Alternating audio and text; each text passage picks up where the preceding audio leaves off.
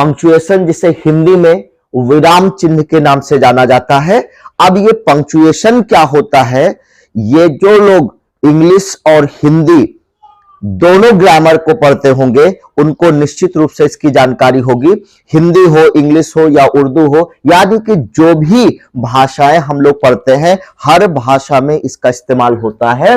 यानी punctuation mark जिसे विराम चिन्ह के नाम से जाना जाता है, कोई भी ऐसा एग्जाम नहीं है जहां पर पंक्चुएशन मार्क से यानी कि आपको क्वेश्चन ना पुटअप किया जाए। तो साथियों, ये जो पंक्चुएशन मार्क है इसका यूज कैसे होता किया जाता है और ये क्यों इतना यूजफुल है, चलिए इसको जानते हैं। और साथ साथ हम लोग ये भी जानेंगे कि पंक्चुएशन मार्क्स कितने होते हैं, पंक्चुएशन होता क्या है, इन सब के बारे में वन बाय वन डिटेल हम लोग डिस्कस करेंगे। तो याद रखिए, चाहे हाई स्कूल के बच्चे हों, चाहे इंटरमीडिएट के बच्चे हों, चाहे ग्रेजुएशन के बच्चे हों या चाहे किसी कॉम्पिटिटिव एग्जाम्स की तैयारी कर रहे बच्चे हैं, अगर वो इस मार्क्स को नहीं जानते हैं यानी पंक्चुएशन मार्क्स क्या होते हैं तो उन्हें जानना चाहिए। क्योंकि पंक्चुएशन मार्क का काम क्या होता है कि कोई भी सेंटेंस अगर लिखा जा रहा है तो वो कब समाप्त हो रहा है, कब वो शुरू हो रहा है,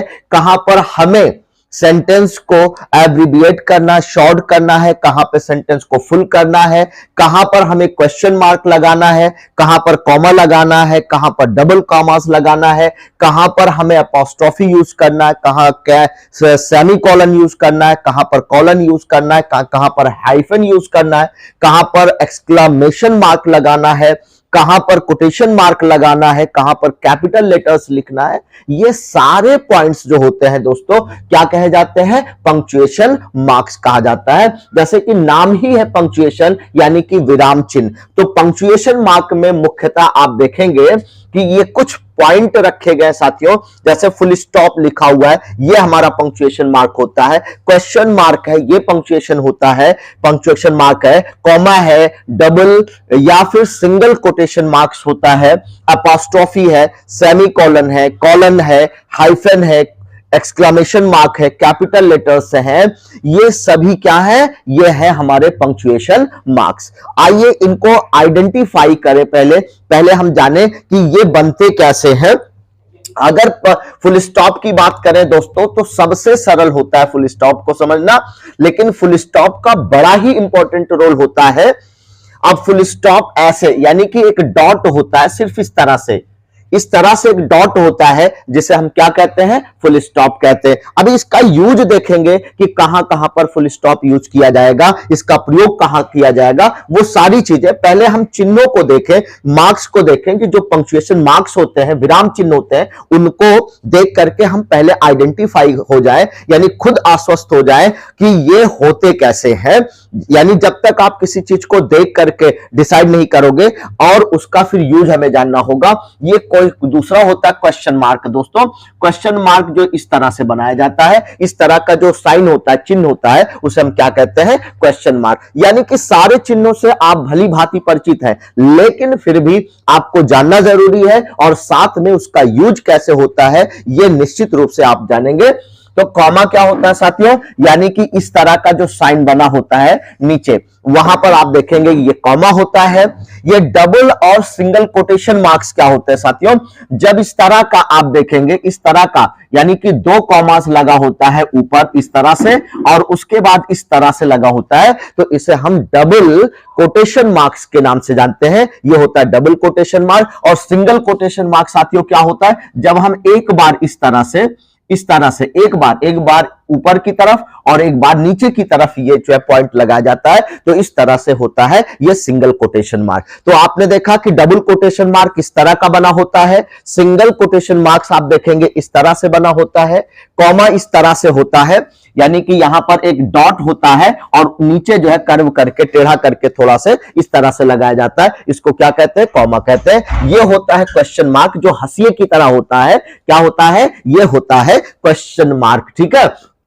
और ये क्या है, इस तरह का जो साइन होता है ऐसे डॉट की तरह होता है, ये क्या होता है, फुल स्टॉप होता है। ये अपॉस्ट्रोफी साथियों ऐसे ऊपर की तरफ होता है, ऐसे लगा होता है अपॉस्ट्रोफी, ठीक है, अपोस्ट्रोफी। अब सबकी मीनिंग भी आपको बताएंगे, साथ में पहले आप चिन्हों को देख लें कि ये चिन्ह कहलाते क्या है, किस चिन्ह को क्या कहा जाएगा। आपने सीखा या उसके बाद अपोस्ट्रोफी, उसके बाद ये सेमीकोलन क्या होता है साथियों, एक ऐसे डॉट होता है, फिर नीचे ऐसे कॉमा लगा होता है, इसको क्या बोलते हैं, सेमीकोलन कहा जाता है। ये कोलन क्या होता है साथियों, एक डॉट ऊपर होता है और एक डॉट नीचे की तरफ होता है, यानी कि जिसे हम रेशियो या अनुपात की का साइन बनाते हैं, जैसे ठीक उसी तरह का जो साइन होता है, चिन्ह होता है, उसे हम क्या कहते हैं, कोलन कहते हैं। और हाइफन क्या होता है साथियों, ये छोटा सा ऐसे डैश होता है, ये छोटा सा ऐसे डैश होता है, जिसे क्या कहा जाता है, हाइफन कहा जाता है।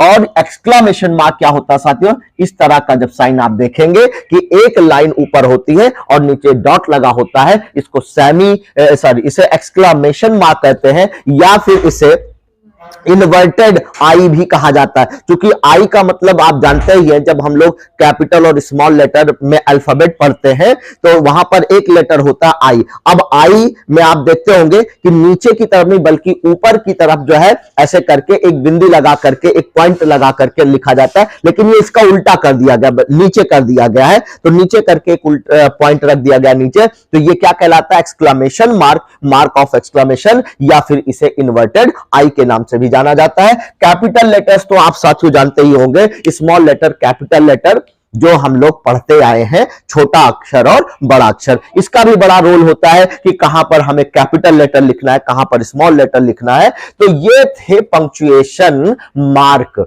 क्या थे साथियों, पंक्चुएशन मार्क्स थे। तो इस तरह का जो साइन होता है ये होता है फुल स्टॉप, इस तरह का साइन होता है, इस तरह का चिन्ह होता है, इसको क्वेश्चन मार्क कहते हैं, इस तरह का साइन आप देखेंगे इसको कॉमा कहा जाएगा, ये इस तरह से दो बार लगा होगा तो इसे डबल कोटेशन मार्क कहा जाता है, इस तरह से अगर एक बार लिखा हुआ तो इसे सिंगल कोटेशन मार्क्स कहा जाएगा। अपोस्ट्रोफी इस तरह से होता है, सेमीकोलन इस तरह एक डॉट और नीचे कॉमा होगा, ये सेमीकोलन होता है, ये कॉलन होता है, और ये जो है आपका हाइफन होगा, ये mark of exclamation, exclamation mark, या फिर इसे जो है इन्वर्टेड आई भी कहा जाता है, या कैपिटल लेटर्स। तो ये हमारे जो इंपॉर्टेंट पॉइंट थे, ये तो आपने सीखा, समझा कि पंक्चुएशन मार्क होते कौन कौन से हैं।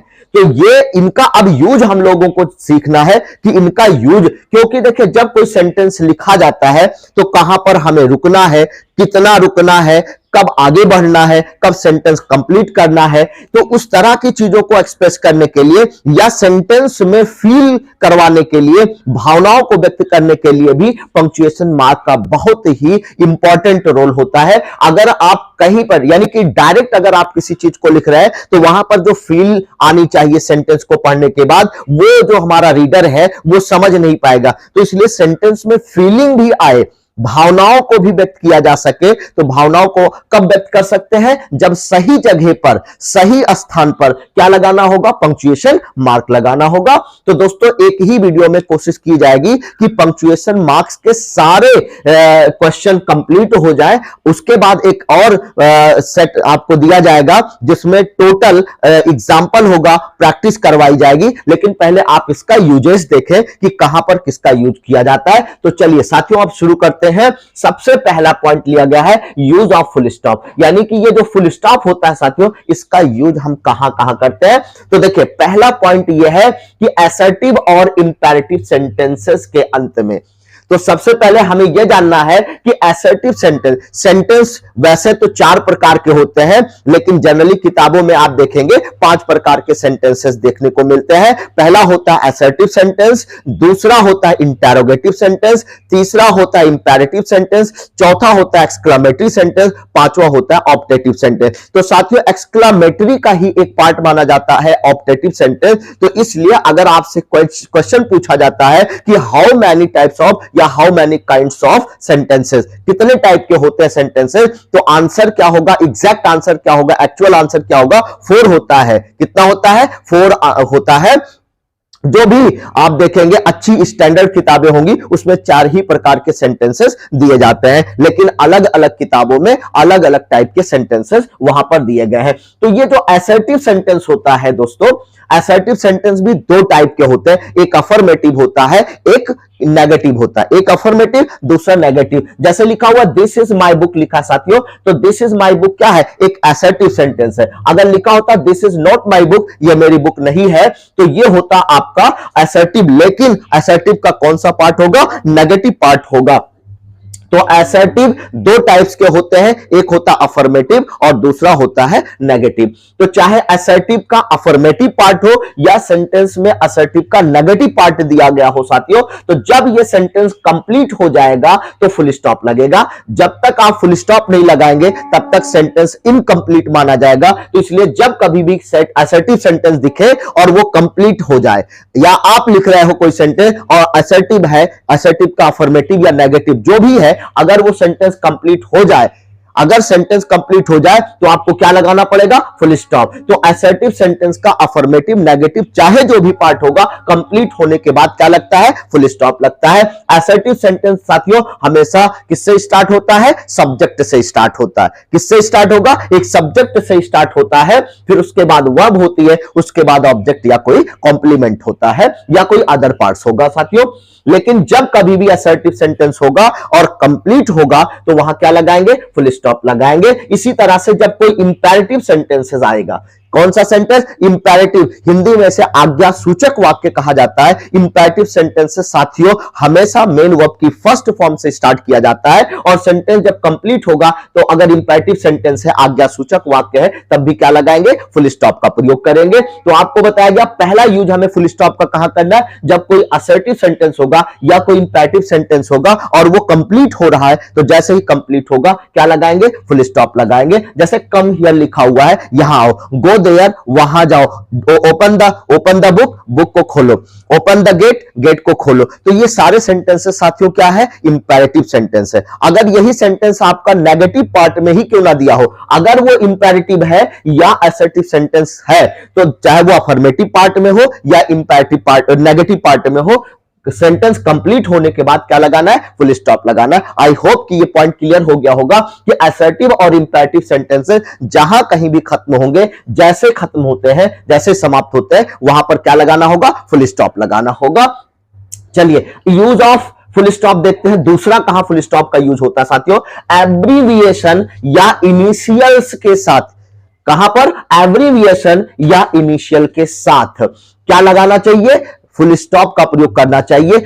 ये एब्रीविएशन क्या होता है साथियों, जब हम किसी जैसे मान लीजिए दो या दो से ज्यादा अलग अलग वर्ड्स हैं और अगर हम उसे शॉर्ट में कर रहे हैं, शॉर्ट रूप में लिखना चाहते हैं, तो जो शॉर्ट रूप होता है किसी चीज का उसे क्या कहा जाता है, एब्रीविएशन कहा जाता है। एब्रीविएशन का मतलब होता है शॉर्ट फॉर्म, यानी जब किसी चीज का शॉर्ट फॉर्म लिखा जाता है, जैसे बैचलर ऑफ आर्ट्स लिखा है, बैचलर ऑफ आर्ट्स लिखा हुआ साथियों, तो उसको हम क्या कहते हैं, बीए कहते हैं। तो बैचलर ऑफ आर्ट्स ना लिख करके जब हम उसे शॉर्ट फॉर्म में बताते हैं तो क्या हो जाता है, बीए हो जाता है। तो बैचलर का बी लिया गया है और आर्ट्स का क्या लिया गया है, ए लिया गया है। तो जब बैचलर कंप्लीट को हम शॉर्ट में करेंगे तो बी लिखेंगे, फिर फुल स्टॉप लगाएंगे। आर्ट्स को कंप्लीट शॉर्ट में लिखेंगे तो ए लिखेंगे। तो इस तरह से कोई भी वर्ड जिसको हम एब्रीविएट कर रहे हैं, शॉर्ट फॉर्म में बना रहे हैं, तो वहां पर हर उस वर्ड को शॉर्ट में लिखने के बाद क्या लगाया जाता है, फुल स्टॉप लगाया जाता है। जैसे एमए लिखा हुआ है, मास्टर ऑफ आर्ट्स लिखा हुआ है,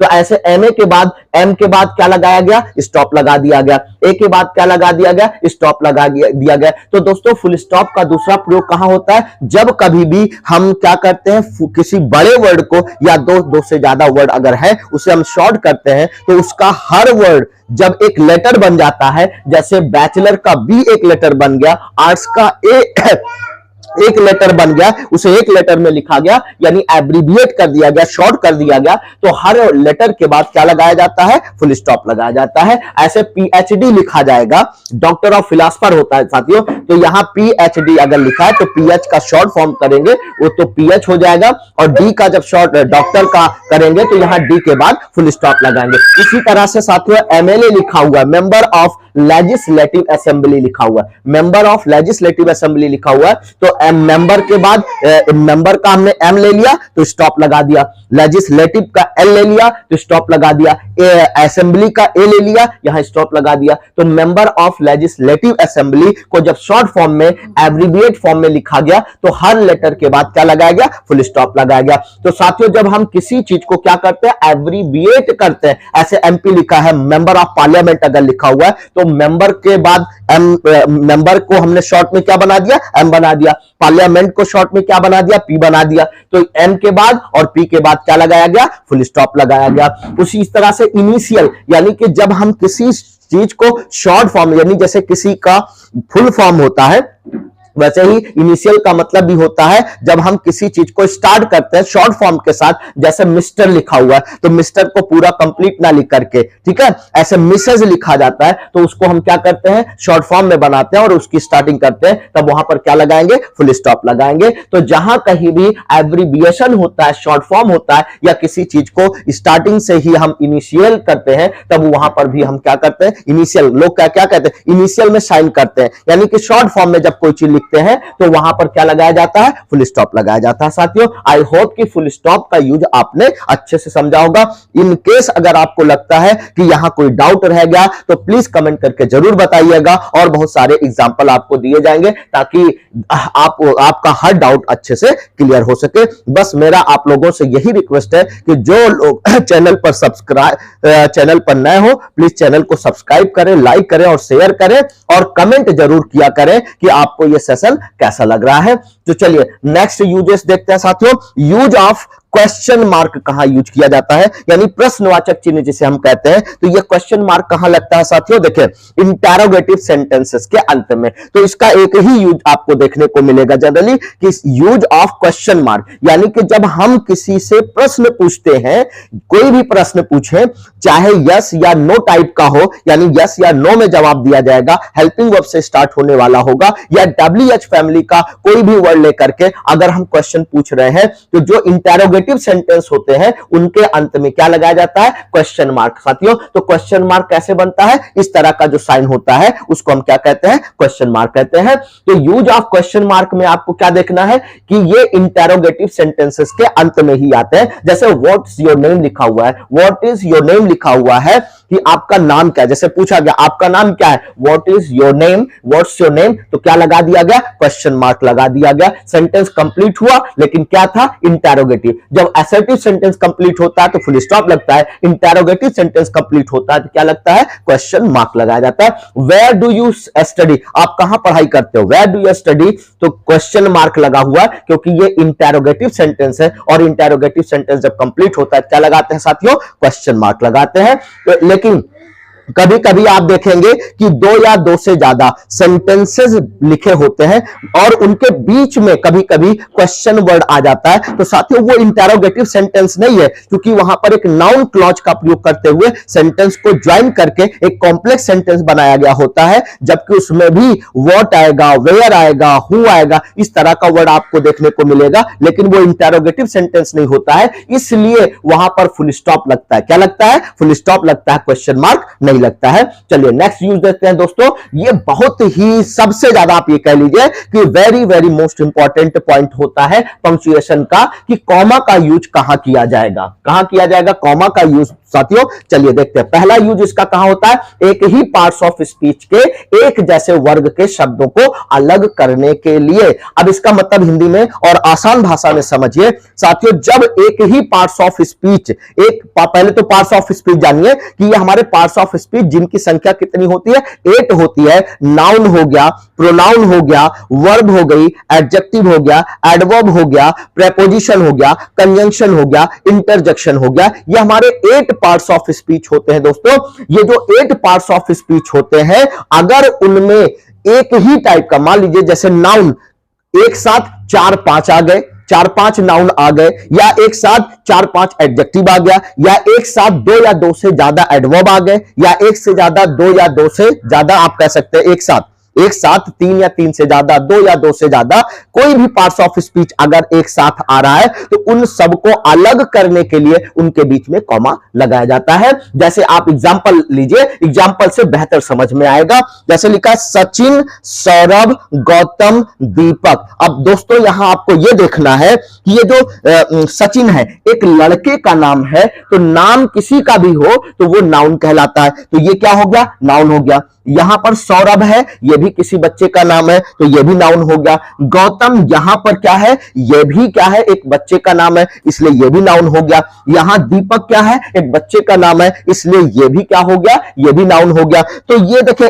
1 2 3 4, 1 2 3 4, यानी कि इसमें 4 नाउन आए हुए हैं। अब इन 4 नाउन को आप क्या कहोगे कि ये सभी क्या है, एक ही पार्ट्स ऑफ स्पीच के, एक ही वर्ग के शब्द हैं, एक ही पार्ट्स ऑफ स्पीच के हैं, क्योंकि ये सारे के सारे क्या है, नाउन है। तो अगर नाउन है तो उन सबको अलग करने के लिए क्या करना पड़ेगा, सचिन लिखा फिर कॉमा लगाया, सौरभ लिखा फिर कॉमा लगाया, लेकिन अंतिम दो जो बचते हैं साथियों वहां कॉमा नहीं लगाया जाता है, उनके बीच में क्या लिखा जाता है, लगाया जाता है, एंड से उनको जोड़ा जाता है। याद रखिए बहुत ही इंपॉर्टेंट पॉइंट है कि जब दो से ज्यादा नाउन या दो से ज्यादा पार्ट्स ऑफ, एक ही पार्ट्स ऑफ स्पीच के अगर वर्ड्स आपको दिख रहे हैं तो उनमें सबको कॉमा से जोड़िए, लेकिन अंतिम दो जो बचेंगे, अंतिम दो, जैसे यहां पर ये पहला हो गया, दूसरा, तीसरा, चौथा, ये 4 ही है, लेकिन अंतिम दो आपसे पूछा जाए तो आप बताओगे सर गौतम एंड दीपक, ये हमारे अंतिम 2 वर्ड है, ये दोनों किससे जोड़े जाएंगे, एंड से। बाकी इसके पहले जो भी आएगा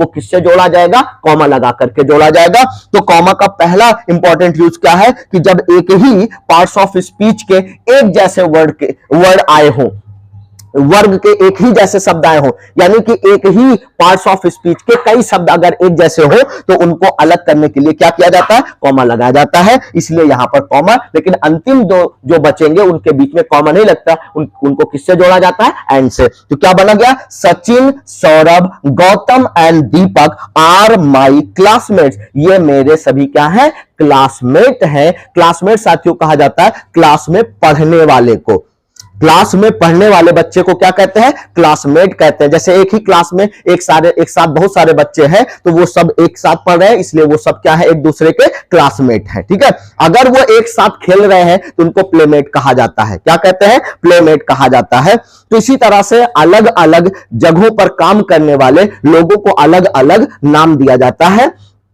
तो दोस्तों अगला एक एग्जांपल और लिया गया है, जैसे he is very innocent, honest and hard working. दोस्तों यहां पर आपका एक सब्जेक्ट है, इसी को इनोसेंट भी कहा गया है, इसी को ऑनेस्ट भी कहा गया है, इसी को हार्ड वर्किंग कहा गया है। यानी कि जब किसी नाउन या किसी प्रोनाउन के बारे में कुछ बताया जाता है, कोई एक्स्ट्रा बातें बताई जाती है, कुछ अतिरिक्त जानकारी दी जाती है, तो उसे एडजेक्टिव कहा जाता है। तो यहां पर इनोसेंट क्या है, ये एडजेक्टिव है, ऑनेस्ट क्या है, ये भी एडजेक्टिव है, हार्ड वर्किंग क्या है, ये भी एडजेक्टिव है साथियों। तो देखिए एक ही पार्ट्स ऑफ स्पीच के कई शब्द एक साथ आए हुए हैं तो सबको कॉमा लगा करके अलग किया जाता है, लेकिन अंतिम दो जो बचते हैं, ये अंतिम यानी हार्ड वर्किंग और ऑनेस्ट, ये दोनों अंतिम है, इसलिए इनको किससे जोड़ा गया है, एंड से जोड़ा गया है। लेकिन उसके पहले अगर 2-4 क्वालिटीज और दी गई होती, 2-4 एडजेक्टिव और होते, उन सब के साथ क्या लगता, कॉमा लगाया जाता। तो लेकिन अंतिम दो जो भी बचेंगे उनके बीच में क्या लगेगा, एंड लगा करके उनको जोड़ेंगे। तो ही इज वेरी इनोसेंट, वो बहुत ही ज्यादा क्या है,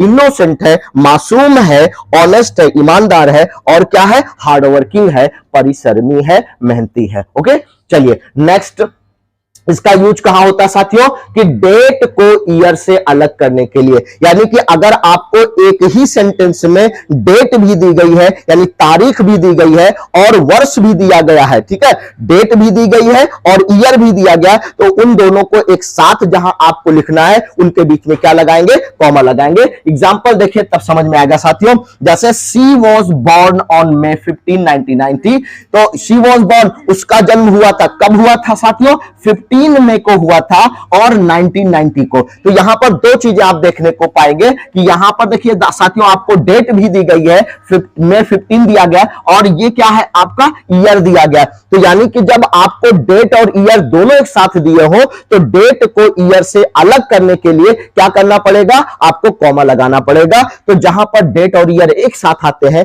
वहां क्या लगता है, कॉमा लगाया जाता है, अदरवाइज ये दोनों एक साथ मान लिए जाएंगे और सेंटेंस आपका रॉन्ग हो जाएगा। और जैसे ही साथियों देखिए यहां पर देखिए जैसे ये सेंटेंस कंप्लीट हुआ यहां पर फुल स्टॉप लगाया गया।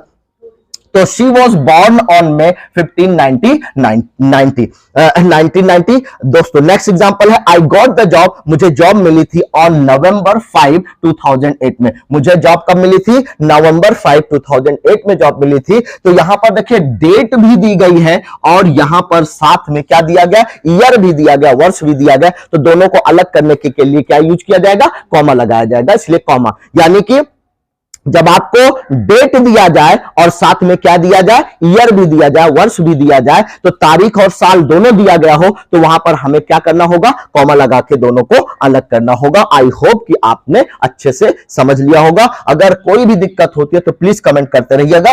चलिए नेक्स्ट पॉइंट देखते हैं कि हम लोगों को कॉमा का यूज और कहां कहां करना चाहिए। तो नॉमिनेटिव ऑफ एड्रेस के बाद भी कॉमा आता है। नॉमिनेटिव ऑफ एड्रेस के बाद कॉमा आता है। साथियों नॉमिनेटिव ऑफ एड्रेस क्या होता है पहले इसको जानिए। देखिए नॉमिनेटिव का मतलब होता है नाउन। नॉमिनेटिव का मतलब सिंपली आप क्या समझेंगे? नाउन। यानी कि जब कोई सेंटेंस आपको लिखना है या बोलना है, अगर उसमें किसी नाउन को एड्रेस किया गया हो, संबोधित किया गया हो, पुकारा जा रहा हो, बुलाया जा रहा हो, तो वहां उसे हम क्या कहते हैं? नॉमिनेटिव ऑफ एड्रेस कहते हैं। तो वो जब सेंटेंस के पहले लिखा जाएगा तो क्या करेंगे? सेंटेंस के पहले उसको लिखेंगे और उसको चूंकि एड्रेस किया जा रहा है, पुकारा जा रहा है, बुलाया जा रहा है, इसलिए तुरंत कॉमा लगाएंगे, तब आगे का सेंटेंस लिखा जाएगा। जैसे राधा कम टू मी, मेरे पास आओ। मैंने कहा राधा कम टू मी, मेरे पास आओ। तो राधा को यहां पर बुलाया गया, राधा को यहां पुकारा गया, राधा का नाम लिया गया। तो यह राधा क्या है? एक नाउन है, इसको एड्रेस किया गया, इसको संबोधित किया जा रहा है, इसलिए यह नॉमिनेटिव ऑफ एड्रेस कहा जाएगा। और उसके बाद क्या कहा गया? कम टू मी, मेरे पास आओ। कम टू मी, मेरे पास आओ। साथियों एक चीज का ध्यान रखिएगा, जब आप बोलते समय, जब भी कभी आप किसी से बात करते हैं, किसी से कॉन्वर्सेशन करते हैं, ठीक है, तो वहां पर जहां आपको लगाना है कॉमा, वहां कॉमा बोला नहीं जाता, कॉमा लिखा नहीं जाता है, बल्कि एक सेकंड वहां पर रुक जाते हैं आप, तो वहां पता चल जाता है कि यहां पर कॉमा लगा हुआ है। तो इसी से फीलिंग्स आती है, इसी से भावनाएं प्रकट होती हैं कि कोई सेंटेंस लिखा हुआ है तो कहां पर क्या क्या यूज हो रहा है। तो राधा कम टू मी, तो यानी जहां पर नॉमिनेटिव ऑफ एड्रेस आएगा साथियों, वहां पर हम क्या करेंगे? उसको कॉमा लगा करके ही लिखेंगे। ऐसे नेक्स्ट एग्जांपल है अर्पित डू योर वर्क, अपना काम करो। अर्पित डू योर वर्क, अपना काम करो। तो यहां साथियों किसको एड्रेस किया गया है? यहां पर अर्पित वो नाम है जिसे एड्रेस किया गया। अर्पित डू योर वर्क, यानी जैसे क्लास में बच्चा अर्पित है, अगर मैंने कहा अर्पित स्टैंड अप, अर्पित खड़े हो जाओ, तो मैं किसको एड्रेस कर रहा हूं? अर्पित को एड्रेस कर रहा हूं। मैंने कहा अर्पित डू योर वर्क, अपना काम करो, मैं किसको एड्रेस कर रहा हूं? किसको संबोधित कर रहा हूं? अर्पित को कह रहा हूं, अर्पित को बुला करके, अर्पित की तरफ इशारा करके। तो इसलिए ये क्या हो जाएगा? नॉमिनेटिव ऑफ एड्रेस हो जाएगा। तो जब कभी भी नॉमिनेटिव ऑफ एड्रेस कहां आएगा? सेंटेंस के पहले आएगा, तो उसको लिखने के बाद कॉमा लगाएंगे, तब आगे का सेंटेंस लिखेंगे और सेंटेंस कंप्लीट हो जाने पर क्या लगाएंगे? फुल स्टॉप लगाएंगे साथियों। लेकिन यही चीज आप देखेंगे कि जब नॉमिनेटिव ऑफ एड्रेस सेंटेंस के अंत में आए तो इसके पहले कॉमा लगता है, तब इसके पहले कॉमा लगे। यानी नॉमिनेटिव एड्रेस चाहे पहले आए या नॉमिनेटिव एड्रेस चाहे बाद में आए, अगर पहले आ रहा है तो उस नॉमिनेटिव एड्रेस को लिखने के तुरंत बाद कॉमा लगाएंगे। लेकिन यही नॉमिनेटिव एड्रेस अगर लास्ट में आए तो क्या करना पड़ेगा? उस नॉमिनेटिव ऑफ एड्रेस को लिखने से पहले क्या लगाना होगा? कॉमा लगाना होगा। दोनों में अंतर समझिएगा साथियों। जैसे लिखा कम to me Kiran, come to me किरण, जैसे राधा को मैं यहां पर लाऊं, यहां राधा को यहां कहूं कि कम टू मी राधा, तो कम टू मी के बाद क्या लगाएंगे? कॉमा लगाएंगे, तब उसके बाद आगे जिसको हम एड्रेस कर रहे हैं उसको लिखेंगे। Come to me Kiran, listen to me, मेरी बात सुनो, लिसन टू मी, कॉमा लगाएंगे। अब किसको मैं कह रहा हूं? राहुल को कह रहा हूं, तो ये राहुल लिखने से पहले कॉमा लगेगा। लेकिन अगर यही राहुल पहले लिखा होता तो राहुल लिखते, फिर कॉमा लगाते, फिर नॉमिनेटिव एड्रेस के बाद पूरा सेंटेंस लिखा जाता। लेकिन नॉमिनेटिव एड्रेस जब लास्ट में लिखा जाता है तो सेंटेंस में जहां जिसको आप एड्रेस कर रहे हो, जिसको संबोधित कर रहे हो, उसको लिखने से पहले क्या लगता है? कॉमा लगता है। और सेंटेंस कंप्लीट हो जाने के बाद क्या लगाएंगे? फुल स्टॉप लगाएंगे। चलिए नेक्स्ट पॉइंट देखते हैं कि कॉमा का यूज और कहां होगा? नॉमिनेटिव एब्सोल्यूट फ्रेज के बाद भी क्या आता है साथियों? नॉमिनेटिव एब्सोल्यूट फ्रेज के बाद क्या आता है साथियों? कॉमा आता है। अब ये नॉमिनेटिव तो आपने यहां समझा, जब किसी नाम की बात होगी, किसी के नाम की बात होगी तो वो नॉमिनेटिव कहलाता है। एब्सोल्यूट फ्रेज, अब ये फ्रेज क्या होता है? देखिए फ्रेज का मैं आपसे अलग वीडियो डिस्कस कर लूंगा, लेकिन इन शॉर्ट आप समझिए कि जो छोटे छोटे सेंटेंसेस होते हैं उसमें कुछ ऐसा पार्ट होता है जो कई शब्दों को मिलाकर के बना होता है। यानी जब कोई सेंटेंस लिखा जाता है तो उसमें कभी कभी, जैसे मैंने लिखा in the corner, in the corner, ये क्या हो जाएगा? एक फ्रेज हो जाएगा। मैंने कहा ऑन द टेबल, ये क्या हो जाएगा? एक फ्रेज हो जाएगा। लेकिन फ्रेज ग्रुप ऑफ वर्ड्स होते हैं, शब्दों का एक ऐसा समूह होता है जो अपने आप में अलग से कोई एग्जैक्ट मीनिंग नहीं दे पाता, लेकिन जब उसको हम किसी सेंटेंस के साथ जोड़ते हैं तो उसका अपना अस्तित्व समझ में आने लगता है, उसकी भी अपनी एक फुल मीनिंग निकलने लगती है। तो ऐसे ग्रुप ऑफ वर्ड्स को क्या कहा जाता है? फ्रेज कहा जाता है। लेकिन जब वो फ्री होता है, एब्सोल्यूट होता है, अपने आप में स्वतंत्र होता है, तो उसे हम क्या कहते हैं? एब्सोल्यूट फ्रेज कहते हैं। और वो नाम के साथ अगर जुड़ा है, नाम वाला है, तो उसको हम क्या कहते हैं? नॉमिनेटिव एब्सोल्यूट फ्रेज कहते हैं साथियों। तो इसके बारे में, यानी फ्रेज क्या होता है, फ्रेज कितने टाइप के होते हैं साथियों, अगर आपको रिक्वायरमेंट होगी तो आप कमेंट करके बताइएगा, आपको फ्रेज पर वीडियो बना दिया जाएगा। फ्रेज क्या होते हैं डिटेल वीडियो आपको बनाएंगे, तब आपको अच्छे से और क्लियर समझ में आ जाएगा, वहां कोई डाउट नहीं रहेगा। क्योंकि वीडियो ज्यादा लंबा हो जाएगा और भी अभी बहुत सारे पार्ट्स हैं जो हमें इसी वीडियो में डिस्कस करने हैं, तो इसलिए इन शॉर्ट आप इसको समझ गए होंगे। तो my work having been finished, यानी जब मैंने अपना काम कंप्लीट कर लिया दोस्तों, तो ये क्या हो जाएगा? ये एक नाउन फ्रेज होता है, इसलिए इसको नॉमिनेटिव एब्सोल्यूट फ्रेज कहेंगे। जो कंप्लीट हुआ है और उसके बाद यहां पर कॉमा लगाएंगे, तब आगे वाला सेंटेंस लिखा जाएगा। आई वेंट होम, मैं घर गया था। My work having been finished, साथियों इसका क्या मतलब है? अपना काम पूरा करने के बाद मैं कहां गया था? आई वेंट होम, मैं घर चला गया था। अगला है द वेदर बीइंग बैड, ये वाला सेंटेंस साथियों क्या है? या जहां कॉमा लगा हुआ है, ये पूरा देखिए कई शब्दों को मिलाकर के बना है, तो ये क्या है? फ्रेज है। इसी तरह से my work having been finished, साथियों ये क्या है? एक फ्रेज है, लेकिन इसे क्या कहा जाएगा? नॉमिनेटिव एब्सोल्यूट फ्रेज कहा जाएगा। तो यहां पर कॉमा लगा है क्योंकि जहां पर नॉमिनेटिव एब्सोल्यूट लिखा जाता है, कंप्लीट हो जाता है, उसके बाद कॉमा लगाते हैं, फिर आगे का सेंटेंस लिखा जाता है। तो the weather being bad, weather खराब होने की वजह से, यानी मौसम खराब होने की वजह से, we did not go to market, हम लोग मार्केट नहीं गए थे। We did not go to market, हम मार्केट नहीं गए थे, बाजार नहीं गए थे। तो दोस्तों ये क्या था? आपका नॉमिनेटिव एब्सोल्यूट फ्रेज है। क्या है ये? Nominative absolute phrase. फ्रेज जहां भी आएगा समझ लेना वो एक ग्रुप ऑफ वर्ड्स होता है, यानी कई शब्दों का एक समूह होता है,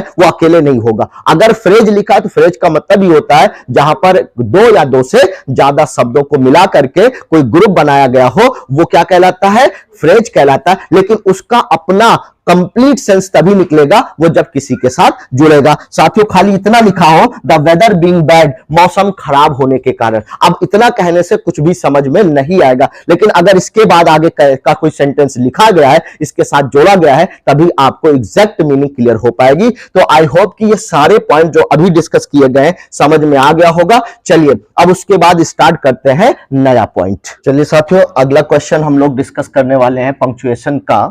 अगला सेंटेंस डिस्कस करने वाले हैं, क्योंकि यहां पर बहुत सारे पंक्चुएशन मार्क आपको दिख रहे होंगे, जिसमें से फुल स्टॉप आपको बता दिया गया कि कहां कहां यूज किया जाता है। फिर उसके बाद क्वेश्चन मार्क आपको बताया गया कहां कहां यूज करते हैं। फिर उसके बाद जो सबसे इंपॉर्टेंट और नेक्स्ट टॉपिक था वो क्या था? कॉमा था, जिसका हम लोग डिस्कशन अभी कंटिन्यू कर ही रहे हैं, यानी अभी ये कंप्लीट नहीं हुआ है। उसी के आगे अगला सेंटेंस हम लोग लेंगे और ये चेक करेंगे कि कॉमा का यूज और कहां कहां पर होता है। तो देखिए अगला पॉइंट हम लोगों को यही चेक करना है। तो देखिए अगर अगला पॉइंट नंबर 6 है कि कॉमा का यूज कहां करेंगे, तो अगला पॉइंट कौन सा है? पॉइंट नंबर 6 है। 5 पॉइंट हम लोग कॉमा पर डिस्कस कर चुके हैं। अगला पॉइंट हम लोग डिस्कस कर रहे हैं कि अगर केस इन अपोजिशन सेंटेंस के बीच में आए तो उसके पहले और बाद दोनों स्थानों पर कॉमा का यूज किया जाएगा। इसको सरल और आसान भाषा में समझेंगे। क्या बोल रहा है? अगर केस इन अपोजिशन, क्या बोल रहा है? केस इन अपोजिशन सेंटेंस के बीच में आए तो उसके पहले भी और उसके बाद भी दोनों स्थानों पर क्या यूज किया जाता है, कॉमा यूज किया जाता है। लेकिन पहले हमें यह पता होना चाहिए कि एक्चुअल में ये केस इन एपोजिशन होता क्या है, किसको कहते हैं केस इन एपोजिशन। चलिए, जो एग्जांपल लिया गया पहले इस एग्जांपल को देखिए, फिर आपको अच्छे से मैं क्लियर करूंगा। जैसे my friend Arjun is a doctor लिखा है, दूसरा सेंटेंस है Milton the great poet of English literature was blind लिखा हुआ है। तो ये जो दो एग्जाम्पल आपको दिए गए हैं, इससे आज आपका यह भी क्लियर हो जाएगा कि केस इन एपोजिशन एक्चुअल में होता क्या है। फ्रेज इन एपोजिशन अलग होता है, केज इन एपोजिशन अलग होता है, नाउन इन एपोजिशन अलग होता है, लेकिन सब एक दूसरे से रिकनेक्टेड है, एक दूसरे से कहीं ना कहीं आप देखेंगे कि जुड़े हुए हैं। तो देखिए, ये जो एपोजिशन लिखा हुआ है, केस इन एपोजिशन का मतलब यह होता है कि कोई ऐसा सब्जेक्ट होगा, क्योंकि हर सेंटेंस जब भी लिखेंगे आप, कोई भी सेंटेंस आप लिखेंगे तो उसमें एक सब्जेक्ट होता है, एक वर्ब होती है और एक ऑब्जेक्ट होता है या कॉम्प्लीमेंट होता है। तो वर्ब के पहले जो आता है वो हमारा सब्जेक्ट होता है। सेंटेंस में वर्ब के पहले जो होगा वो क्या होगा, उस वर्ब का सब्जेक्ट होगा। तो अगर मैं आपसे ये पूछूं कि यहां पर सब्जेक्ट कौन है, तो कुछ लोग कहेंगे माय फ्रेंड, कुछ लोग कहेंगे अर्जुन। तो लेकिन अगर ये दो अलग अलग सब्जेक्ट होते तो वर्ब भी क्या थी, प्लूरल होती।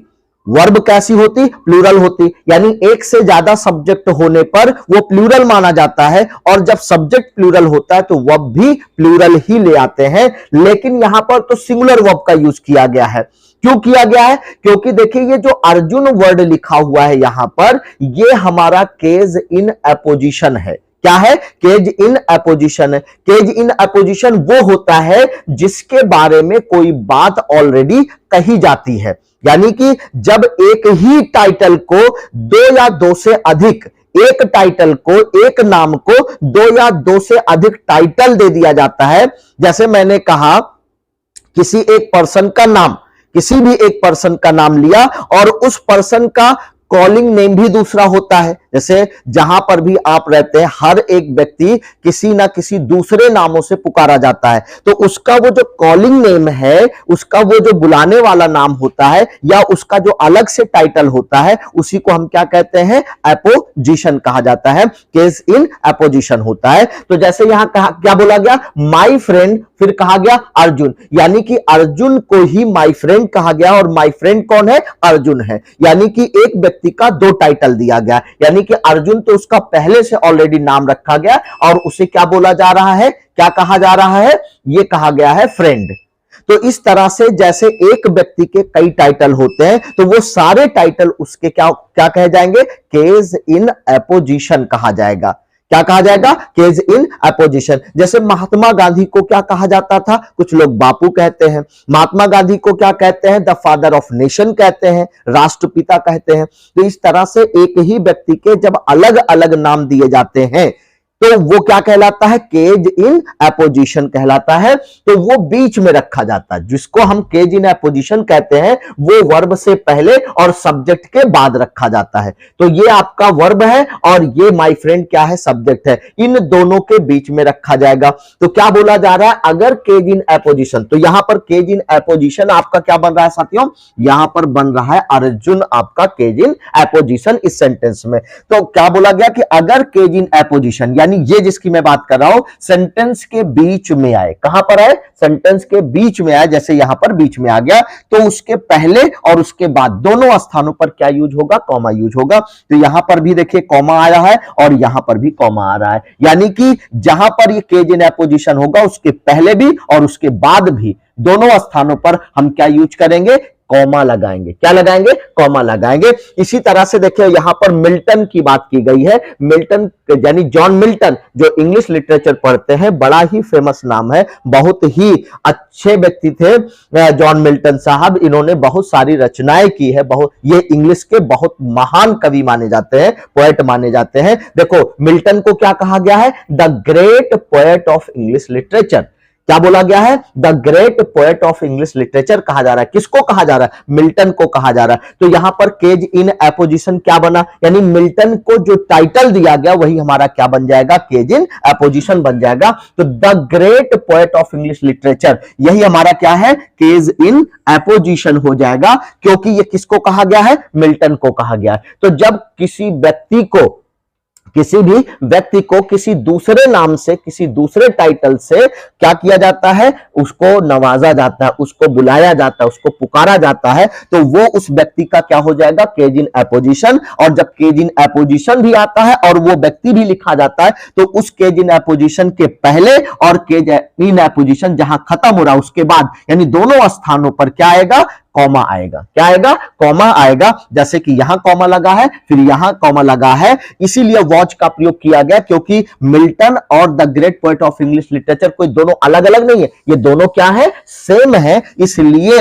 एक ही व्यक्ति है, सब्जेक्ट एक है, सिंगुलर है, इसलिए यहां पर वॉच का प्रयोग किया गया है। तो सब्जेक्ट सिंगुलर होता है तो वर्ब भी कैसी आती है? सिंगुलर आती है। तो इसलिए वॉच ब्लाइंड, ब्लाइंड कहते हैं अंधा होने को। जो व्यक्ति अंधा होता है उसे क्या बोला जाता है? ब्लाइंड कहा जाता है। तो क्या कहा गया? इसको हम ऐसे कह सकते थे, Milton was blind. Milton was blind कह सकते थे। तो ब्लाइंड किसके लिए आया है? मिल्टन के लिए आया है। तो यहां पर केज इन एपोजिशन क्या है? The great poet of English literature. और पहले वाले सेंटेंस में आपका केज इन एपोजिशन क्या है? अर्जुन आपका केज इन एपोजिशन है। समझ में आ रहा है? यस या नो आप बोलते रहेंगे, बताते रहेंगे, कमेंट करते रहेंगे, ताकि मुझे भी पता चले कि आप एक एक पॉइंट को समझ पा रहे हैं। चलिए अगला पॉइंट लेते हैं कि कॉमा का यूज और कहां किया जाता है। अगला यूज है रिपोर्टेड स्पीच को सेंटेंस से अलग करने पर कॉमा यूज किया जाता है। फिर से ध्यान से देखेंगे, कह रहा है कि रिपोर्टेड स्पीच को सेंटेंस से अलग करने पर क्या किया जाता है? कॉमा का यूज किया जाता है। अब ये रिपोर्टेड स्पीच क्या होता है? रिपोर्टिंग स्पीच क्या है? मैंने इसके पहले कम से कम 6 वीडियोस अपलोड कर दिए हैं नरेशन के, यानी डायरेक्ट स्पीच और इनडायरेक्ट स्पीच के मैंने 6 वीडियोस अपलोड किया है। तो वहां पर जो लोग ना देखे हो, वो भी इंपॉर्टेंट टॉपिक है नरेशन वाला, वहां से भी क्वेश्चन पूछा जाता है आपके एग्जामिनेशन में, तो देख लीजिएगा। अब ये रिपोर्टिंग स्पीच क्या होता है? देखिए, जब हम कभी भी डायरेक्ट नरेशन को कॉमा और इन्वर्टेड कॉमास लगा करके लिखते हैं तो ये कहलाता है डायरेक्ट स्पीच। क्या कहलाता है? डायरेक्ट स्पीच कहलाता है। कॉमा के बाहर वाला यह होता है रिपोर्टिंग स्पीच। कॉमा के बाहर वाला पोर्शन कहलाता है रिपोर्टिंग स्पीच, और इन्वर्टेड कॉमास के अंदर जो पोर्शन लिखा होता है उसको कहते हैं रिपोर्टेड स्पीच। यानी ये बोला जा रहा है कि रिपोर्टेड स्पीच यानी कि जो इन्वर्टेड कॉमास के अंदर ये वाला पोर्शन दिया गया है, इसकी बात हो रही है कि रिपोर्टेड स्पीच को सेंटेंस से अलग करने के लिए। सेंटेंस क्या है आपका? ये सेंटेंस है प्रिया सेड, एक सेंटेंस ये है, और दूसरा वाला आपका ये सेंटेंस है I am feeling well now, ये वाला दूसरा सेंटेंस है। तो इस सेंटेंस को इससे अलग करने के लिए, यानी कि इसको रिपोर्टेड स्पीच कहा जाता है, इसको रिपोर्टिंग स्पीच से अलग करने के लिए भी क्या लगता है? कॉमा और इन्वर्टेड कॉमास लगा करके इसको अलग किया जाता है। तो यानी कि कॉमा लगा करके इसको अलग किया गया है। इसी तरह दूसरे सेंटेंस में शी सेड टू मी, यहां पर कॉमा लगा करके इसको अलग किया गया और ये रिपोर्टेड स्पीच अलग किया गया है। आई have a gift for you, कि मेरे पास तुम्हारे लिए एक गिफ्ट है, एक उपहार है। पहला सेंटेंस था प्रिया सेड, प्रिया ने कहा I am feeling well now, अब मुझे अच्छा महसूस हो रहा है, अब मैं बेहतर महसूस कर रही हूं। दूसरा क्या है? She said to me I have a gift for you, मेरे पास तुम्हारे लिए क्या है? एक बेहतर गिफ्ट रखा है, उसको आके ले लेना भाई सब लोग। तो चलिए ठीक है। हाँ तो ये था रिपोर्टेड स्पीच, और इस रिपोर्टेड स्पीच को अलग करने के लिए यहां क्या लगाया गया है? कॉमा लगाया गया है। आई होप कि आपको क्लियर हो गया होगा। चलिए नेक्स्ट सेंटेंस लेते हैं कि कॉमा का यूज और कहां होता है। ये नंबर 8 पॉइंट है, एंड से जुड़े हुए जोड़ों को एक दूसरे से अलग करने के लिए। जोड़ा क्या होता है? जोड़ा कहते हैं जहां पर जैसे मेरे पास 2 पेन है, 2 पेन है, तो ये दोनों क्या हो गए? एक जोड़ा हो गया। दोनों क्या हो गया? एक जोड़ा हो गया। जोड़ा का मतलब दो, जोड़ा का मतलब क्या होता है? 2 होता है ना? 2 हंसों का जोड़ा बिछड़ गए रे, है ना? तो ये दो कोई भी चीज होता है तो उसको हम क्या बोलते हैं, जोड़ा बोलते हैं। क्या बोलते हैं, जोड़ा बोलते हैं। तो यहां क्या बोला जा रहा है, एंड से जुड़े हुए जोड़ों को, यानी जब कोई दो चीज हो, किससे जुड़ा हो, एंड से जुड़ा हो। किससे जुड़ा हो, एंड से जुड़ा हो, तो उन सबको अलग करने के लिए, सारे जोड़ों को अलग करने के लिए क्या किया जाएगा, कॉमा लगाया जाएगा। क्या लगाया जाएगा, कॉमा लगाया जाएगा। जैसे लिखा हुआ है यहां, चवी एंड प्रियंका, प्रियंक लिखा हुआ है, इसको प्रियंका कर लीजिए। ये प्रियंक नहीं होगा, प्रियंका होगा। तो चबी एंड प्रियंका, देखिए यहां पर एक है चबी और दूसरा कौन सा, प्रियंका। अब ये दो लोग हो गए, दो का मतलब ये जोड़ा हो गया। ये क्या हो गया, ये जोड़ा हो गया। अगर ये चबी है और ये क्या है, प्रियंका लिखा हुआ है, तो दो हो गए, यानी कि एक जोड़ा हो गया। किससे जुड़ा है, एंड से जुड़ा हुआ है। एक जोड़ा यहां है, देखिए सीमा एंड निकिता, यानी कि दो लोग हो गए, तो एक जोड़ा ये बन गया। किससे जुड़ा है, एंड से जुड़ा है। यहां पर देखिए किरण एंड कविता, दो लोग हो गए, एक जोड़ा हो गया। किससे जुड़ा है, किरण और कविता, एंड से जुड़ा हुआ है। तो ये सारे जब जोड़े आते हैं, एक एक साथ कई जोड़े आते हैं, तो क्या किया जाता है, कॉमा लगाया जाता है। तो पहला जोड़ा कंप्लीट हो गया चवी एंड प्रियंका का, तो यहां कॉमा लग गया। सीमा एंड निकिता का एक जोड़ा कंप्लीट हो गया, एंड से जुड़ करके फिर कॉमा लग गया। किरण एंड कविता, अब इसके बाद चूंकि जोड़ा नहीं है इसलिए कॉमा नहीं लगाएंगे। जब अंतिम कोई दो चीज होता है तो वहां कॉमा नहीं लगाते हैं, केवल एंड से उसको जोड़ दिया जाता है। फिर क्या लिखा हुआ, विल प्ले टुगेदर, एक साथ खेलेंगे। विल प्ले खेलेंगे, एक साथ खेलेंगे। विल प्ले टुगेदर, एक साथ खेलेंगे। तो अगला देखिए यहां पर किंग एंड बैगर लिखा हुआ है, राजा और भिखारी। किंग एंड बैगर, किंग कहते हैं राजा को, बैगर कहा जाता है भिखारी को। तो यहां राजा और भिखारी दो वर्ड है, यानी दो वर्ड मतलब एक पेयर हो गया, एक जोड़ा हो गया। किससे जुड़ा है, एंड से, इसलिए कॉमा लग गया। फिर आगे देखिए वाइज एंड फुलिश लिखा है। वाइज बुद्धिमान व्यक्ति को कहते हैं, फुलिश बेवकूफ आदमी को कहते हैं। तो वाइज एंड फुलिश, बेवकूफ और बुद्धिमान दो लोग हो गए यहां, यानी कि फिर जोड़ा आ गया, फिर कॉमा लग गया। रिच एंड पुअर, फिर देखिए अब इसके बाद कोई दो जोड़ा नहीं है, कोई जोड़ा नहीं है दो लोगों का, इसलिए अब यहां पर कॉमा नहीं लगाया गया। फिर चूंकि देखिए एक यहां पर जोड़ा बन गया, दूसरा जोड़ा, फिर तीसरा, यानी सब्जेक्ट में कई है, इसलिए यहां पर आर का प्रयोग किया गया, प्लूरल का प्रयोग किया गया। प्लूरल वर्ब आई है, तो ये क्या हो जाएगा, आर अलाइक, एक जैसे होते हैं in the court of God, God के कोर्ट में, भगवान के, अल्लाह के, खुदा के कोर्ट में सभी एक जैसे होते हैं। यानी जब उसके दरबार में हाजिर होते हैं लोग तो एक जैसा ही रहते हैं, किसी के साथ कोई भेदभाव नहीं होता है। दुनिया में भेदभाव होता है लेकिन वहां पर गॉड के कोर्ट में, गॉड की अदालत में कभी किसी के साथ भेदभाव नहीं होता है। ठीक है,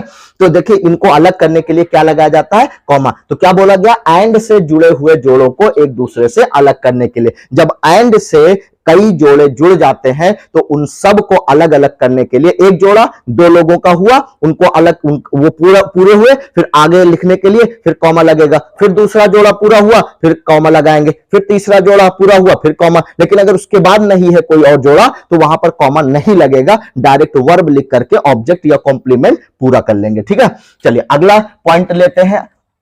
तो अगला पॉइंट क्या है, कॉमा में एक ही वर्ब बार बार रिपीट होने से बचने के लिए। कभी कभी ऐसा होता है कि एक ही काम, एक ही एक्शन, एक ही क्रिया बार बार अगर हो रही है, जैसे मैंने कहा राधा नाच रही है, मैंने कहा सीता नाच रही है, मैंने कहा गीता नाच रही है, मैंने कहा सुमन नाच रही है। तो अब एक साथ जब एक ही काम कई लोगों के द्वारा एक ही चीज बार बार रिपीट हो रही है तो उसको रिपीट होने से बचाने के लिए क्या किया जाता है, केवल सब्जेक्ट लिख दिया जाता है, कॉमा लगा दिया जाता है। वहां पर उस वर्ब को बार बार नहीं लिखा जाता है, बार बार नहीं लिखा जाता। जैसे यहां पर एग्जांपल लीजिए, समझिए तब और अच्छे से क्लियर हो जाएगा। देखिए क्या लिखा हुआ, my sister ate dosa and my brother noodles. यानी माई सिस्टर एट डोसा, मेरी सिस्टर ने डोसा खाया, एंड माई ब्रदर, और मेरे भाई ने भी डोसा नूडल्स खाया। क्योंकि खाने का काम दोनों लोग कर रहे हैं, तो खाना क्या है, यहां पर एक वर्ब है जो बार बार रिपीट हो रही है। यानी सिस्टर भी वही काम कर रही है और ब्रदर भी वही काम कर रहा है, तो एक वर्ब दो लोग कर रहे हैं रिपीट। यानी कि कोई वर्ब, कोई क्रिया, कोई काम, कोई एक्शन अगर बार बार रिपीट हो रहा है तो उसे रिपीट करने से बचने के लिए कि जहां वो वर्ड आना चाहिए, जहां वो वर्ब आनी चाहिए, वहां उस वर्ब को ना लिखकर क्या लगाते हैं, कॉमा लगाते हैं। जबकि अगर इसको हम रिपीट करेंगे तो कैसे बनेगा, my sister ate dosa and my brother ate noodles. ये बन जाता। लेकिन अब एट एट दो बार रिपीट हो रहा है, तो किसी भी सेंटेंस में कोई चीज बार बार रिपीट होता है तो वो अच्छा नहीं माना जाता है इंग्लिश के ग्रामर के पॉइंट ऑफ व्यू से, ठीक है। तो अब दूसरा वाला एग्जांपल देखिए, तो यहां दूसरा वाला है आपका कोमल बॉट अ सूट। कोमल ने एक सूट खरीदा एंड अंकिता अ साड़ी। तो इसका मतलब यह हुआ कि Komal bought a suit and Ankita bought a sari. Komal ने एक साड़ी सूट खरीदा और अंकिता ने एक साड़ी खरीदी। तो अब आपको यहां देखना है कि ये जो बॉट है, यानी कोमल भी खरीदने का काम किया और अंकिता भी खरीदती है, खरीदने का काम किया है। तो दो लोग एक ही जैसा अगर काम करें, एक ही जैसा एक्शन दो बार हो रहा है, तो वहां पर हम क्या करेंगे कि बार बार वो एक्शन ना हो।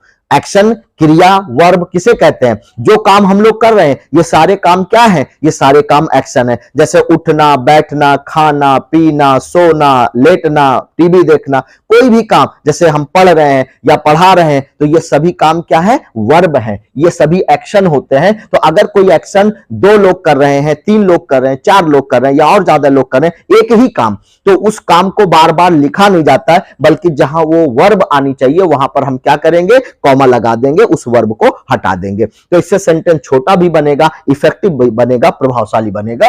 तो Komal bought a suit and Ankita a sari, इसका यह मतलब हुआ Komal bought a suit and Ankita bought a sari हो जाएगा। आई होप कि यह भी क्लियर हो गया होगा कि जब एक ही वर्ब बार बार रिपीट हो तो उससे बचने के लिए क्या करना चाहिए? वहां पर कॉमा का उपयोग करना चाहिए। चलिए, कॉमा अगला कहां आता है? देखिए, यस या नो के बाद क्या आएगा? कॉमा आएगा। यानी कब? जब हम किसी सेंटेंस में जहां भी यस लिखते हैं या नो लिखते हैं। मैंने कहा आर यू अ टीचर, क्या आप एक टीचर हैं? तो अगर आप टीचर हैं बोलेंगे यस, और अगर टीचर नहीं है तो बोलेंगे नो। मैंने कहा आर यू अ डॉक्टर, क्या आप डॉक्टर हैं? अगर डॉक्टर हैं बोलेंगे यस, डॉक्टर नहीं है तो बोलेंगे नो। मैंने कहा आर यू अ साइंटिस्ट, तो अगर डॉक्टर साइंटिस्ट है बोलेंगे यस, साइंटिस्ट नहीं है तो बोलेंगे नो। तो यहां पर देखिए, जहां यस या नो आता है किसी सेंटेंस में, वहां पर भी क्या यूज किया जाता है? कॉमा। आ गया होगा यस या नो के बाद हमेशा क्या यूज किया जाएगा? कॉमा लगाएंगे। जैसे यस लिखा हुआ है उसके बाद कॉमा है, आई शैल गो देयर। कहीं भी किसी भी सेंटेंस में अगर यस आ रहा है या फिर नो आ रहा है तो उसके बाद हम क्या यूज करेंगे? कॉमा लगाएंगे। चलिए, अगला कॉमा का यूज कहां होता है पंक्चुएशन मार्क्स के अंतर्गत? लैटर में सैल्यूटेशन यानी अभिवादन वाला जो पार्ट्स होता है, या फिर जो कॉम्प्लीमेंट्री पार्ट्स होता है, कॉम्प्लीमेंट्री क्लॉज होता है जिसमें सम्मान सूचक शब्दों का यूज किया जाता है, वहां पर हमेशा लिखने के बाद कौन सा वर्ड क्या लगाया जाएगा? कॉमा लगाया जाएगा। जैसे यहां पर जब तक स्टेटमेंट देखें, जैसे डियर सर, अगर हम कोई भी स्टेटमेंट लिखते हैं, कोई भी लेटर लिखते हैं, कोई एप्लीकेशन लिखते हैं, तो वहां पर डियर सर, डियर मैडम इस तरह का वर्ड यूज करते हैं, तो वहां पर हम क्या लगाएंगे? कॉमा लगाएंगे। यानी किसी भी लेटर में जो सैल्यूटेशन वाला पार्ट होता है, जब उसको हम लिखते हैं तो अभिवादन वाले पार्ट को लिखने के तुरंत बाद क्या लगाते हैं? कॉमा लगाते हैं। इसी तरह जब सेंटेंस कंप्लीट हो जाता है तो जो कॉम्प्लीमेंट्री क्लॉज होता है, लास्ट वाला पार्ट होता है, तो वहां पर भी क्या लगाया जाता है? कॉमा लगाया जाता है। जैसे योर्स सिंसियरली लिखा हुआ है तो क्या लगाएंगे? यहां पर कॉमा लगाएंगे। जहां वो कंप्लीट होगा तो ऐसी कंडीशन में आपको यह भी देखना है। और अगला पॉइंट है क्लॉजेस या फ्रेजेस को अलग करने के लिए। जहां पर कोई क्लॉज या फ्रेज अलग अलग किया जाता है, चाहे कोई क्लॉज हो या कोई फ्रेज हो, अगर एक ही सेंटेंस में दो या दो से ज्यादा सेंटेंसेस लिखे होते हैं तो या तो वो क्लॉजेस से बना होता है या फिर फ्रेजेस को जोड़ करके बनाया गया होता है। क्लॉजेस एक्चुअल में एक प्रकार का पूरा सेंटेंस होता है और दो सेंटेंसेस को जब आप एक साथ मिलाते हो तो वो दोनों अलग अलग क्लॉजेस होते हैं और मिल करके क्या बन जाता है? एक सेंटेंस बन जाता है। तो जब क्लॉजेस या फ्रेजेस, फ्रेजेस कहा जाता है ग्रुप ऑफ वर्ड्स को, यानी कि जब कई शब्द एक साथ मिलते हैं तो उसे क्या कहा जाता है? फ्रेजेस कहा जाता है। जैसे इफ यू कम, अगर आप आओगे, if you come I shell help you, मैं आपकी मदद करूंगा। इफ यू कम, अगर आप आओगे, आई शैल हेल्प यू, मैं आपकी मदद करूंगा। तो ये जो पार्ट लिखा हुआ है इफ यू कम, एक क्लॉज है और दूसरा वाला ये क्लॉज है आई शैल हेल्प यू। तो जब दो अलग अलग क्लॉज हो या दो से अलग ज्यादा क्लॉज हो तो उन सब को अलग करने के लिए क्या लगाया जाता है? कॉमा लगाया जाता है। और जब कई क्लॉज मिल करके एक सेंटेंस बनाते हैं और सेंटेंस कंप्लीट हो जाता है तो क्या लगाते हैं? फुल स्टॉप, जैसे कि यहां पर यूज किया गया। अगला देखिए, इन केस ऑफ नीड कह रहा है, जरूरत पड़ने पर, आवश्यकता पड़ने पर। अब देखिए ये क्लॉज नहीं है, क्लॉज होने के लिए सब्जेक्ट और वर्ब का होना जरूरी है। क्लॉज होने होने के लिए क्या जरूरी है, एक सब्जेक्ट हो, एक वर्ब हो, वो होता है क्लॉज। लेकिन अगर फ्रेज होता है तो उसमें सब्जेक्ट और वर्ब का कॉम्बिनेशन आपको नहीं देखने को मिलेगा। जैसे इन केस ऑफ नीड लिखा हुआ है, अगर इसको केवल लिखा जाए if in case of need, तो ये आपका क्लॉज नहीं है, क्या है, ये एक फ्रेज है, तो इसकी कोई अपनी मीनिंग अलग से नहीं हो पाएगी। इन केस ऑफ नीड क्या होता है, अगर जरूरत पड़े तो। अब इतना ही बोल करके अगर कोई खामोश हो जाए तो पूरा सेंटेंस क्या होगा, उसकी मीनिंग क्या होगी, ये क्लियर नहीं हो पाएगा। तो इसलिए ये वाला जो पार्ट लिखा हुआ है ये आपका क्या है, फ्रेज है। अब इस फ्रेज की मीनिंग को कंप्लीट करने के लिए एक सेंटेंस को जोड़ना पड़ता है। तो आगे सेंटेंस क्या लिखा हुआ है कि प्लीज कम टू मी, और पूरा सेंटेंस क्या बनेगा, in case of need please come to me, अगर आपको जरूरत पड़ती है तो प्लीज कम टू मी, मेरे पास आना, प्लीज कम टू मी, मेरे पास आना। तो ये आपका क्या बन गया, क्लॉज। तो जब किसी अलग अलग सेंटेंस में या एक से ज्यादा सेंटेंसेस है तो उसमें अगर कोई फ्रेज है या कोई क्लॉज है, उसको लिखने के तुरंत बाद क्या लगाया जाता है, कॉमा लगाया जाता है। चलिए नेक्स्ट पॉइंट लेते हैं, कुछ कोऑर्डिनेट कंजंक्शन से पहले। कोऑर्डिनेट कंजंक्शन में जैसे ये स्टिल वर्ड लिखा हुआ है, बहुत ही फेमस वर्ड है, ध्यान देना। कुछ कोऑर्डिनेट कंजंक्शंस ऐसे होते हैं, देखिए कंजंक्शन, कोऑर्डिनेटिंग कंजंक्शन कई प्रकार के होते हैं, उसमें कई वर्ड होते हैं, लेकिन उसमें से स्टिल की अगर मैं बात करूं तो एक ऐसा कंजंक्शन होता है कि जब इसका प्रयोग किया जाएगा तो इसके ठीक पहले क्या लगाया जाता है, कॉमा लगाया जाता है। जैसे he is tired still he is working, he is tired, वो थक गया है, स्टिल फिर भी ही इज वर्किंग, वो काम कर रहा है, वो थक गया है फिर भी काम कर रहा है। तो जब सेंटेंस में क्या किया जाता है, प्रेशराइज किया जाता है, जोर दिया जाता है, फोकस किया जाता है किसी बात को लेकर के, तो वहां पर ये जो कोऑर्डिनेटिंग कंजंक्शन स्टिल है उसका प्रयोग करते हैं। और जब स्टिल आता है या किसी कोऑर्डिनेटिंग कंजंक्शन का प्रयोग किया जाता है तो उसके पहले क्या लगेगा, कॉमा लगेगा, जैसे स्टिल के पहले यहां लगा है। अंतिम पार्ट हम लोग डिस्कस करेंगे, चूंकि वीडियो बहुत ज्यादा लंबा हो जाएगा तो इसलिए जो है अगला पार्ट जो है, चूंकि यहां पर 3 ही पॉइंट डिस्कस हो पा रहे हैं, एक फुल स्टॉप है,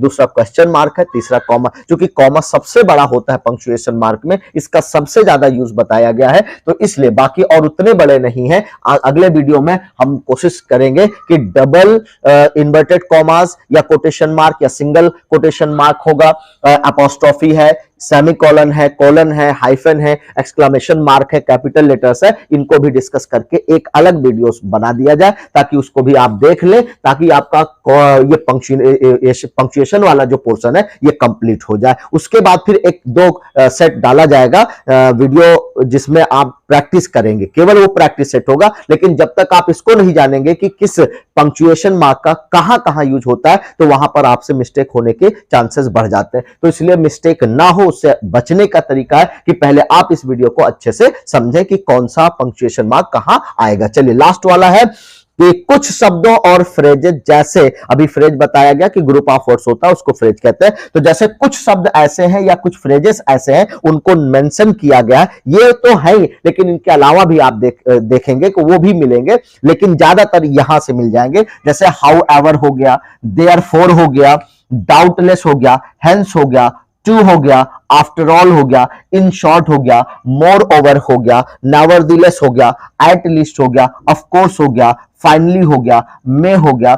इस तरह के बहुत सारे ऐसे वर्ड हैं, लेकिन मेन वर्ड्स आपको लिखवा दिए गए हैं। अगर आप इतना भी ध्यान देंगे तो आपको समझ में आ जाएगा। कह रहा है कि अगर ये सारे के सारे वर्ड्स या इनमें से कोई भी एक वर्ड अगर आपको कहां दिखता है, कहीं भी किसी भी सेंटेंस में अगर आपको दिखता है तो उसके पहले, ठीक है, पहले और बाद में वाक्य के अंदर किसी बात पर जोर डालने के लिए इनका प्रयोग किया जाता है। यानी ये जितने भी वर्ड्स आप देख रहे हैं इनका काम क्या होता है कि एक ऐसा सेंटेंस जिसके अंदर ये लगाए जाते हैं, किसी भी बात पर जोर देने के लिए इनका प्रयोग किया जाता है। कोई ऐसा पॉइंट होता है, कोई ऐसी बात होती है, अगर हम उस पर जोर डाल करके उस बात को कहना चाह रहे हैं ताकि और अच्छे से आप समझ पाए, तो वहां पर उसके पहले और उसके बाद, दोनों के बाद, यानी कि वर्ड के, उस वर्ड के पहले, यानी इन जो वर्ड्स का यूज किया गया है इसके पहले और इसके बाद में भी कॉमा का यूज होगा। जैसे यहां देखिए देयरफॉर का यूज किया गया, आई देयरफॉर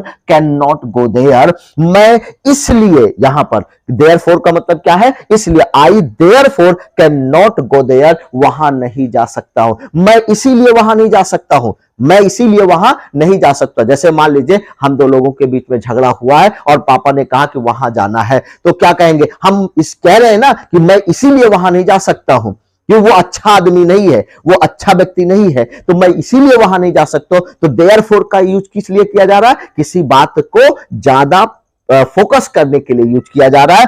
तो जब इस तरह का कोई भी वर्ड आपको दिखे जो काम क्या करता है, किसी सेंटेंस में किसी बात पर ज्यादा जोर देता है, तो उसके पहले भी और उसके बाद में भी, यानी देयरफॉर के पहले भी और देयरफॉर के बाद में, इसीलिए क्या लगेगा, कॉमा लगेगा। यानी कि इनमें से कोई भी वर्ड अगर सेंटेंस के बीच में आएगा, हाउएवर कहीं लिखा है तो उसके पहले भी आएगा कॉमा, हाउएवर लिखने के बाद भी आएगा। इसी तरह देयरफॉर हो गया, डाउटलेस हो गया तो डाउटलेस के पहले भी आएगा और डाउटलेस लिखने के बाद भी आएगा कॉमा, हेंस लिखा, हेंस के पहले भी आएगा, हेंस लिखने के बाद भी आएगा। तो ये जितने भी वर्ड्स आप देख रहे हैं, इनके पहले और इनके बाद किसी बात को क्या किया जाता है, जब फोकस किया जाता है, ज्यादा बल देकर के कहा जाता है, तब वहां पर हम कॉमा लगाते हैं, दो दो कॉमा का यूज किया जाता है वहां पर। तो ये कुछ इंपॉर्टेंट पॉइंट थे जो फुल स्टॉप से रिलेटेड थे, क्वेश्चन मार्क से रिलेटेड थे, कॉमा से रिलेटेड थे, लगभग डिस्कस कर दिए गए हैं। अगर आपको लगता है कि कोई पॉइंट छूट गया है तो प्लीज कमेंट करके जरूर बताइएगा। और इस तरह के यूजफुल वीडियोस को पाने के लिए प्लीज जो लोग चैनल पर नए हो, चैनल को सब्सक्राइब करें, लाइक करें, शेयर करें और कमेंट करते रहें। Thank you so much.